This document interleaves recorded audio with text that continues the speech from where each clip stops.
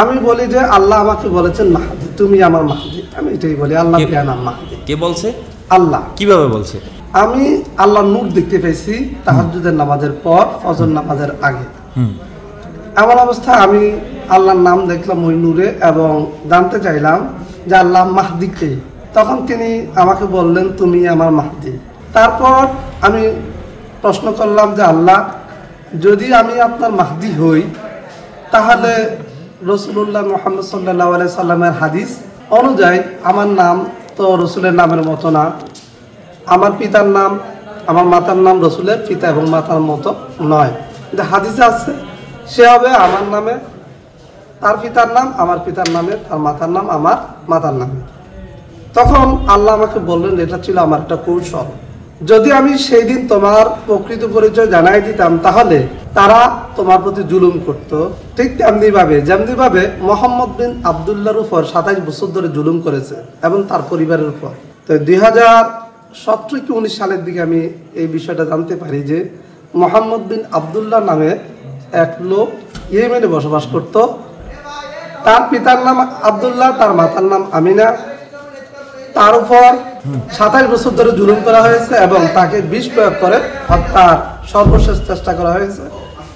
তারা যখন নিশ্চিত জানলো যে লোকটা নিশ্চিতভাবে মারা যাবে তখন তারা তাকে ছেড়ে দিয়েছে। তা আমি বিশ্বাস করতাম যে সেই মাহদি হবে, কেননা তার পিতার নাম, তার নাম, তার মাতার নাম। আপনার বাবার নাম কি, মার নাম কি? আমার বাবার যখন জন্মগ্রহণ করেন আমার দাদি ওনার নাম রেখেছিলেন আমানতুল্লাহ। পরবর্তীতে মানুষ তাকে আমানতুল্লাহ না রেখে আমানুল্লাহ রাখেন, সে থেকে আমার বাবার নাম আমানুল্লাহ। মার নাম? মার নাম রমুজা বেগম। আপনার বাসা কোথায়? আমার বাসা কুমিল্লা 14 গ্রামে। এই জায়গায় আসছেন কেন? গোলাচিপা এখানে আসছি, আমি চাকরি করি সহকারী শিক্ষক গণিতে, বায়ের গজালিয়া সালিয়া দাখিল মাদ্রাসা। এটা আমি শুনেছি 2024 সালের 21 জানুয়ারি। 2024 সালের 22 জানুয়ারি জো বাইডেন জানতে চেয়েছিল আলেমদেরকে ডেকে প্রকৃত মাহদির পরিচয় দাও। তখন আলেমরা হাদিস অনুযায়ী বলেছেন তার বাড়ি হবে ইয়েমেনে, তার নাম হবে মোহাম্মদ, তার পিতার নাম আবদুল্লাহ, তার মাতার নাম আমিনা। একটা জিনিস মিলে রসুলের বাবার সাথে, সেটা হচ্ছে রসুলের বাবা ছিলেন জবিউল্লাহ, আমার বাবাও জবিউল্লাহ।